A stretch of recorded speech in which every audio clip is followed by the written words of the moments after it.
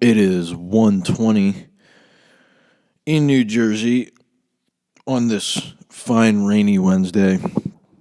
And this is episode 17 of The Nest. Coming to you not so very live. Hosted by your least favorite host, Michael Keller. Woke up super late today. Made some fucking bomb-ass eggs, though, so started the morning right. Had some bar rescue on with this fucking asshole owner who's like, dude, I'm going to have a fucking punk rock bar. It's going to be awesome. And the guy said punk rock maybe 500 times in the first 10 minutes. I don't think, it seems like it's something he really wants but doesn't fully fucking understand. He was like, dude, it's a punk rock bar. If you don't like punk rock, then I guess you're not punk rock and you don't get what punk rock is about. So you can get the fuck out of my punk rock bar. Oh, that's so punk rock. It's like, what? What are you just saying? Just saying the words punk rock over and over doesn't mean fucking anything. It just makes you sound like a fucking tool. So yeah, that guy was annoying the fucking shit out of me. But that's not what we're going to be talking about today. If you follow the Instagram page, the Nest Podcast _, you will have seen my fucking story where I was rewatching the ever classic and just the fucking classic movie Back to the Future. I don't know where I was going with that. But I was rewatching it and just noticing how fucking stupid so many parts of that movie are. And I just made a list when I was watching it of all the things I noticed and pointing out that were just dumb. So, for anyone who somehow doesn't know the movie, it's just about fucking time travel and the most self-centered time travel use you've ever fucking seen or could imagine. But yeah, it's just this old doctor, Doc Brown, and his young associate, Martin McFly. So, the fucking, I don't know I think it's in California. It looks like California. But, so the fucking movie starts off in Doc's, fucking, lab or whatever, his, workspace, and it just pans over, all this shit, including this one picture that says, the Brown estate burned to the ground, like a news clipping. It was like Brown estate burned to the ground, which I don't know why you'd frame that and put it in your house. That's something like serial killers do when clippings of their murders come out in fucking newspapers. But he just has this thing. It's like Brown estate burns to the ground. And then right as it's finished panning past that, you just go through this elaborate Rube Goldberg that he has set up to feed his dog, and everything about it just looks like it's ready to burn down that house. Like it's a coffee machine with no pot underneath, so you just have boiling water falling onto a bunch of electric shit. There was burnt toast that popped up out of a toaster. Also, you're why do you need all of these? It's really the last two steps that are necessary. You don't need to make it a mile long just to open a can of dog food. Those things they're fun to watch and I guess do, but there's no practical need for them. But anyway, so you go through all that, you see the dog food get poured, and that's when good old Martin shows up, and he stops by basically just to ruin Doc's fucking workstation. They have this I guess homemade amplifier set up there just because Marty's a fucking rock star and just needs he needs to be able to turn it up to not 11 but 50 with this wall-sized amp, which why the Doc would even take the time to do that is just beyond me. So Marty gets there, cranks it up, which I guess it's the first time he's ever done it, because the first note he plucks, it just blasts him back like 10 feet, knocks everything off the shelves, ruins the workspace. Like, what an asshole. What a douche. Like, seriously, you just show up for fucking 5 seconds just to break this guy's shit. Also, I feel like that would have been maybe the first thing that they go over when he was finished making it. Like, okay, whatever you do, just don't turn it up all the way. But then he gets like a call from Doc, which is that's the part of my story, on the page's story, if you see it, where he's like, yeah, come on, Doc, I haven't seen you in like a week, man. I'm trying to get my balls licked. Because him and the Doc, if you didn't know, have gratuitous sex all throughout the movie. And all of the clocks in Doc's workspace are like 25 minutes late. And then Marty gets pissed at him. He's like, oh, I'm late for school now. It's like, well, you knew what time it was when you were leaving your house, I'm guessing. So how did just being in there for like a minute confuse you so much and it made you that late? Like, it seems like you were just going to be late to school anyway. It's not because of Doc's fucking skewed clock setup. So anyway, he gets to this shitty fucking school, and he meets his girlfriend outside with the most 80s outfit on you've ever seen. They sneak in the back entrance and still somehow get caught by the principal in this like giant school. Then the principal like gets on his ass. Somehow knows that Marty hangs around with Doc. Like, he just knows his personal business, even though they clearly don't like fuck with each other. And he's like, oh yeah, that Doc is a real nutcase. And that's when Marty was probably like, how does he know that he fondles my balls?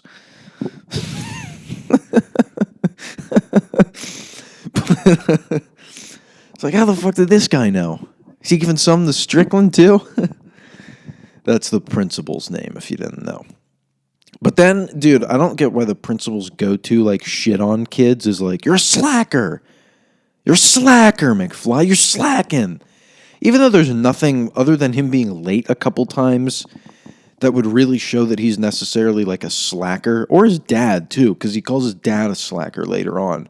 And they both seem to be pretty, normal students. Like Marty is like in a band and they're like trying out for shit. Like, that's not really slacker attitude.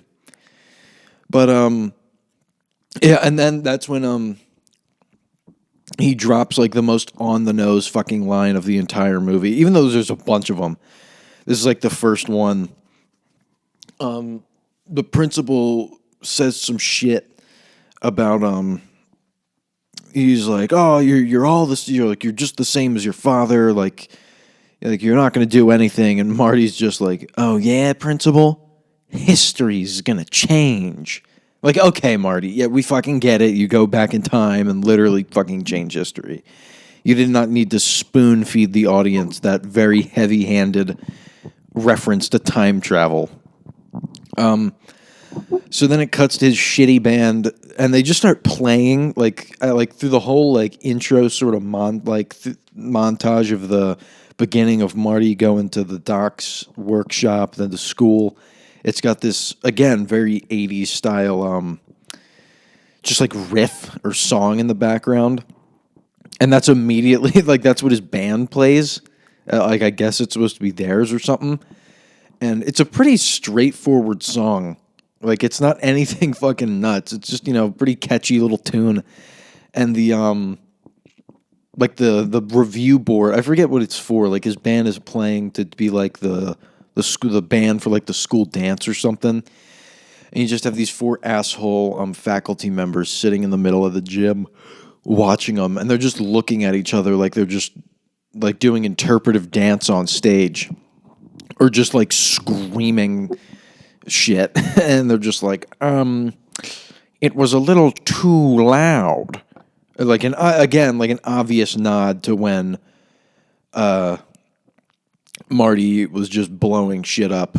Like what are they, the Wild fucking Stallions from Bill and Ted?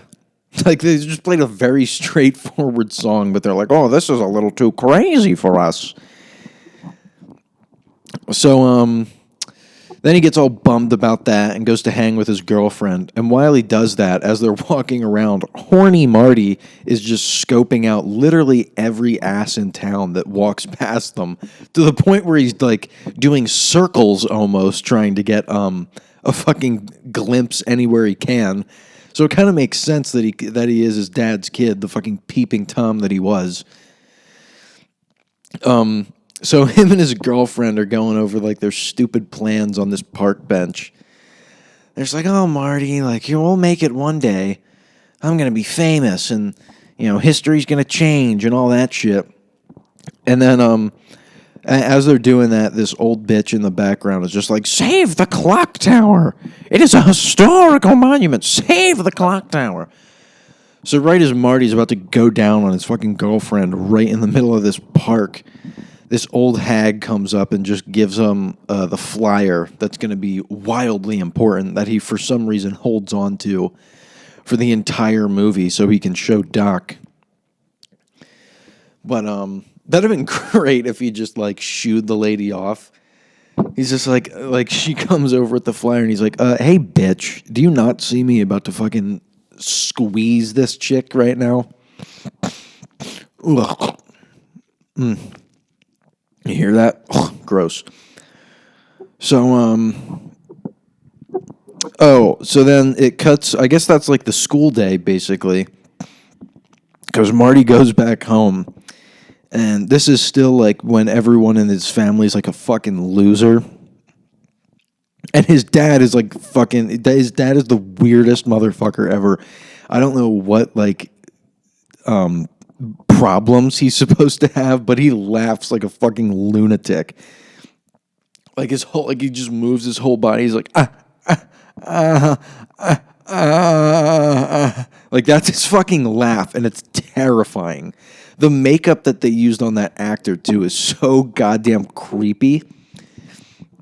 And it's funny too because, like, I guess in that version, Biff is still supposed to be like the tough guy or whatever, but he just hangs around loser George McFly nonstop. So like you're not really that dope, future Biff, because he's still just cracking jokes with like the school's biggest nerd at the time. What else happens right there? Oh yeah, so then it cuts to them at dinner. They're at home. The mom, Lorraine, is just getting fucking openly plastered at the dinner table to the point where she's just like shaking. She's like, oh, your Uncle Joey was supposed to get out of jail today. Like, she can't even like speak. And then George McFly is just still sitting there watching some old cartoon or some shit, just like, just doing like his weird fucking brain dead laugh. Yeah, and then while he's at dinner, his parents start giving him shit about Marty like wanting to hang out with his girlfriend. Like, oh, I don't like that girl. Oh, she's trouble, Marty. But then they'll have no problem with him, like, a couple hours later, leaving the house at 1 a.m. to go hang out with a strange old scientist. Like, just in the mall parking lot. Like, no questions are raised for that. But God forbid Marty just wants to get some pussy. It's like, no, it's okay. You can go hang out with the doctor and diddle him. But the girl, no. So, he gets there. Gets to the fucking mall where Doc is just sporting these like bright neon green, bright orange, my bad, bright like neon orange fucking Nike kicks, which I've never noticed before but are hilarious. He tells him the whole setup and everything. It's funny too. They do the thing. They send the dog like 1 minute into the future, and Marty's like, "Whoa, Doc, how the fuck did you do that?" Obviously, and it was like, "Well, how does this whole thing work?" And Doc starts telling him it uses plutonium, and Marty calls him on his shit. He's like, okay, you just didn't find plutonium. Like, you obviously stole it on that, like, because it showed it on, like, the news earlier in the movie. And so the whole time he's recording Doc as all this is happening, he's like, Doc, did you steal the plutonium? Doc whips around and he starts, like, waving his arms. He's like, no. Basically starts telling him to, like, shut the fuck up. And then as he's doing that, he walks towards him right in front of the camera. And he's like, of course, I stole it from, like, he tells him his whole plan moments after he just, like, gave him shit for even mentioning that he might have stole it. He's like, let me get closer here to the camera so it's more, so it's even more documented how I fucking got away with this federal crime. So, also, too, Doc is supposed to be this, like, crackpot scientist who can't do... none of his inventions work, even the simplest things. Like, even the Rube Goldberg he sets up was, like, really fucking shitty. But somehow the one thing that he just nails, the one thing that he gets totally right is fucking time travel. Really? And and they give the dumbest explanation, too. It's like, oh, well, I hit my head on the sink. And then I just figured it out. Like, it was just obvious to me then. And he's just like, I came up with the idea for a machine. I don't know what it does or how it works, but I just thought of a thing. And yeah, that's what makes time travel possible. Like, oh, that's fucking convenient, no? But anyway, so yeah, then the fucking Libyans show up in their Volkswagen, like, bus or whatever. And what an inefficient transport to go, like, hunt someone down who stole your plutonium. And it's just like two guys. The one guy, I'm pretty sure the driver, because I guess even in 1985 they just didn't feel like giving any person of color credit in Hollywood. You can just see it's just like some white guy in, like, one of those just stereotypical, like, Middle Eastern head dress things. They got the guy shooting to be I don't know what a Libyan looks like, but he doesn't just look like a white guy. But so that's when Marty, that's when he goes back in time because he, like, jumps in the car. It's funny too, he drops this, I guess in 1985 this would have been, like, badass.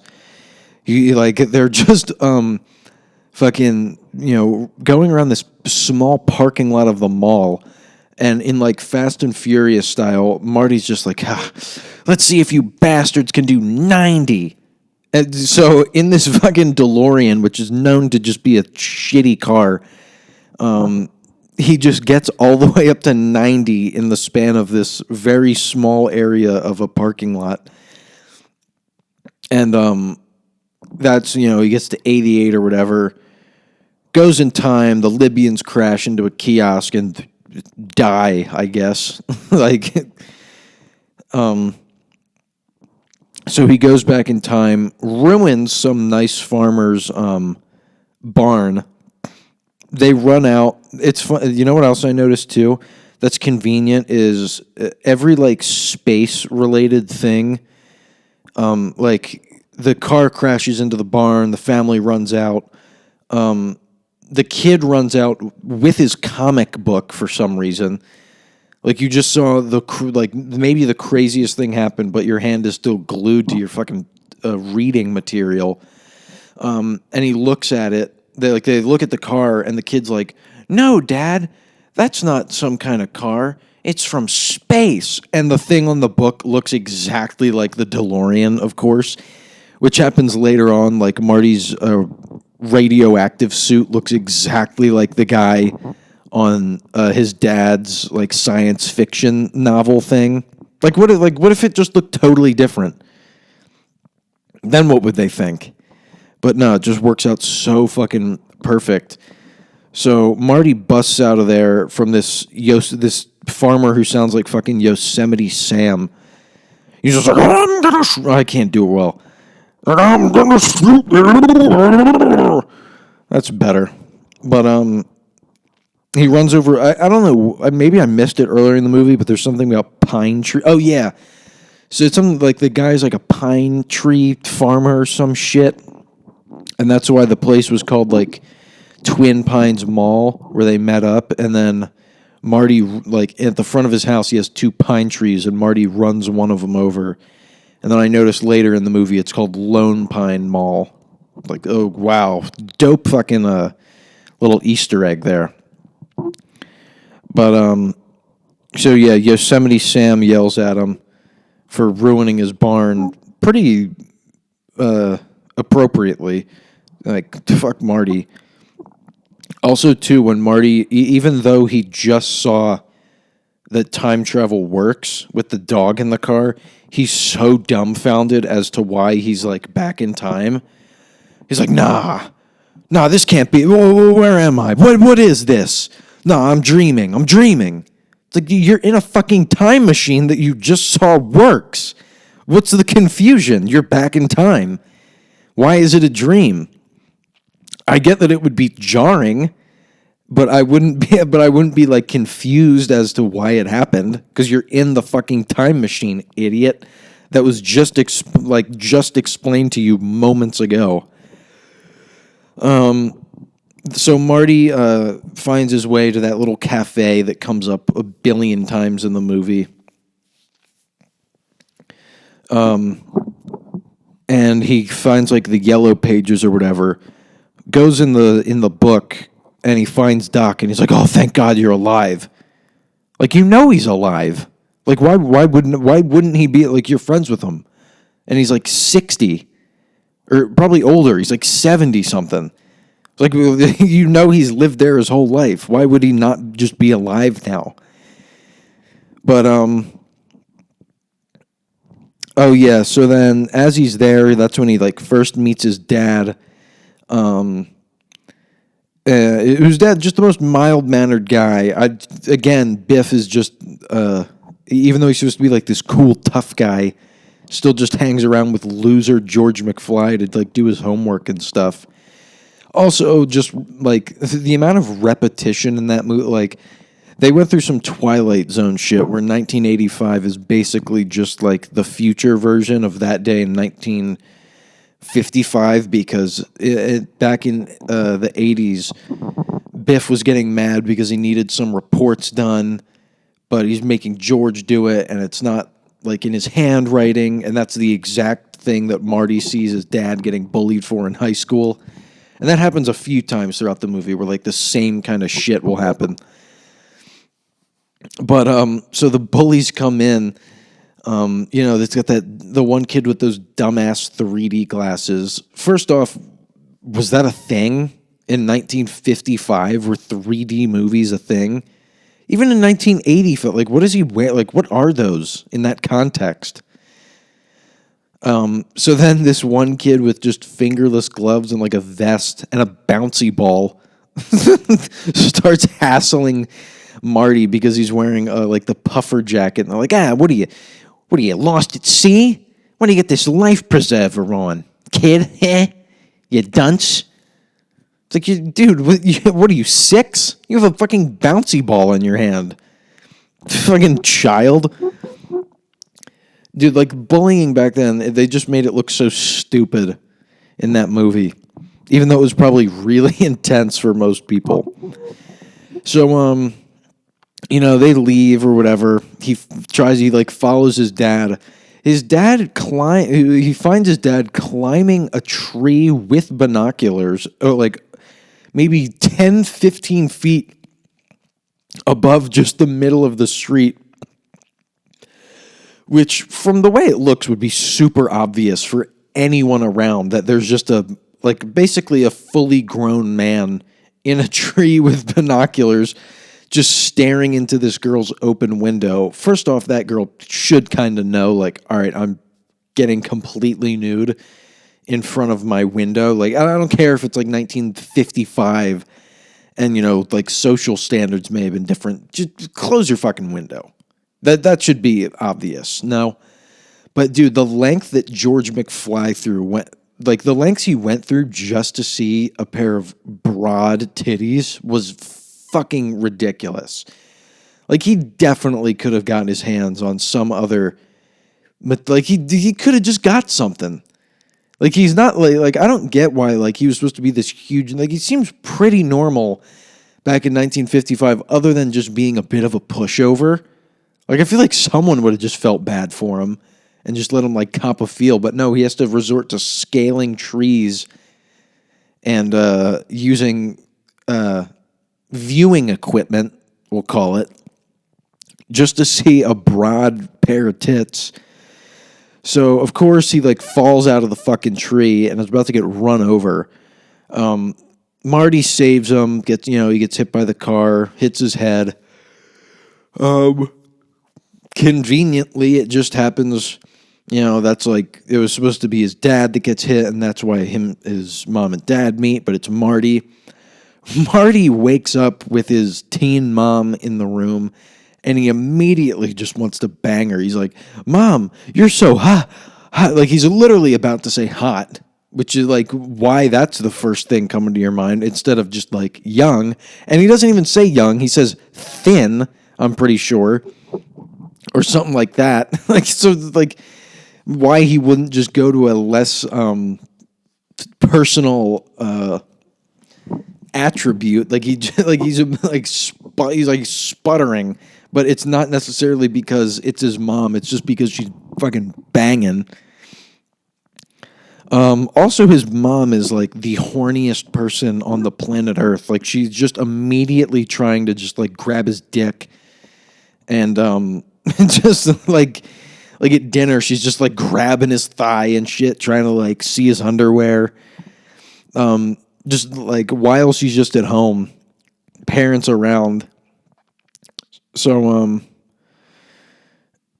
oh man, I just farted. So, yeah, he, eventually he leaves the house. He's still just getting like the whole time thing wrong. He's still just not understanding how to just be back in time. He's always like, wait a minute, this isn't exactly like 1985. So he meets up with Doc.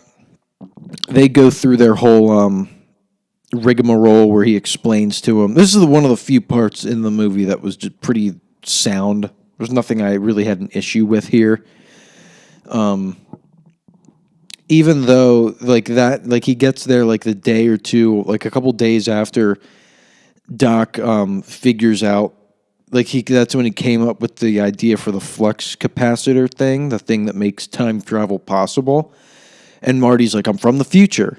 And Doc is just freaking out. He's like, no, that's not possible. It's like, what do you mean? You just figured out it is possible and that it works. So it's not until Marty shows him like the video that he really believes it. So then he's like, oh yeah, the lightning, that's how we're going to get the power. And again, lines up perfectly. Like, what if he went back fucking 3 weeks later? Then he would have been screwed. But no, everything lines up in that movie awesomely. So,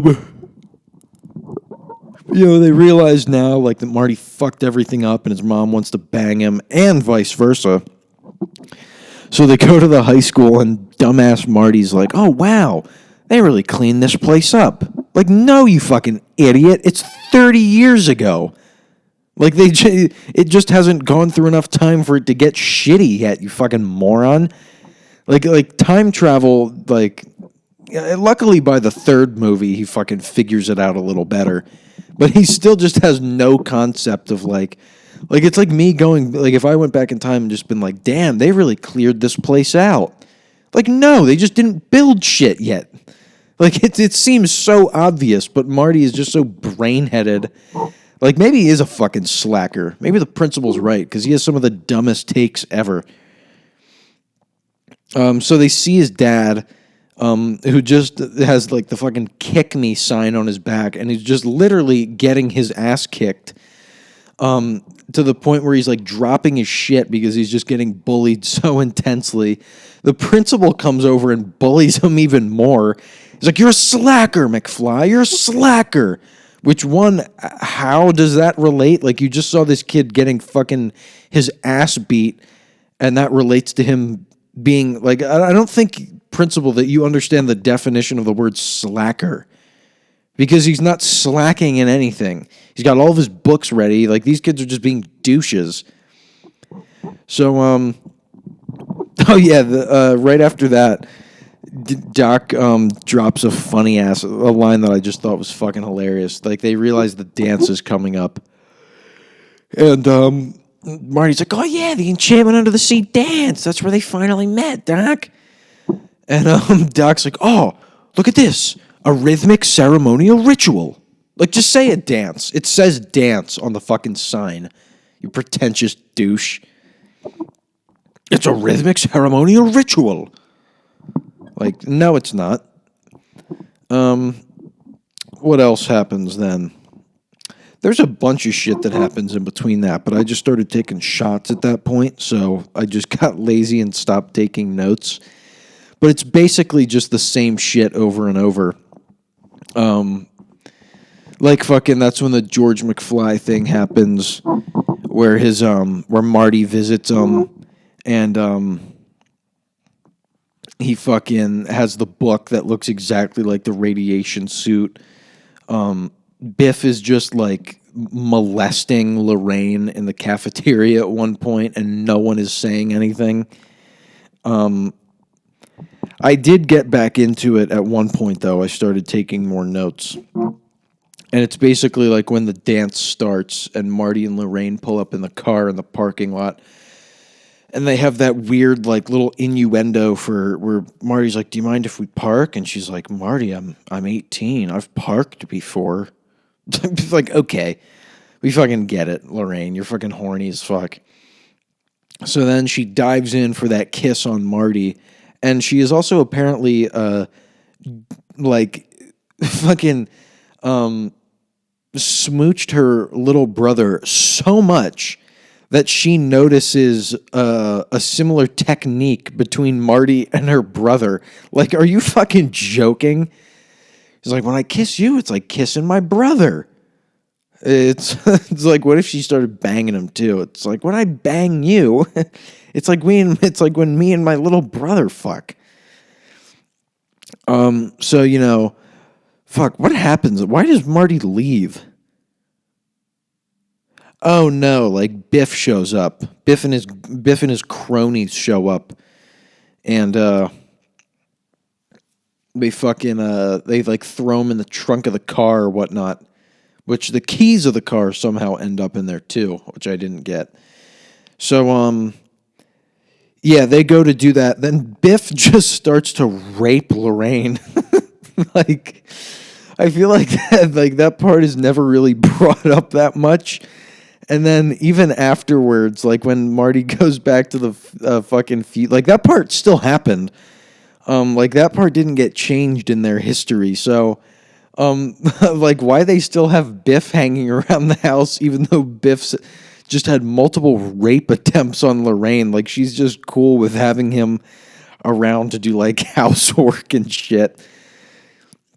So yeah, they toss Marty in the car, then toss some racial slurs around at the fucking band.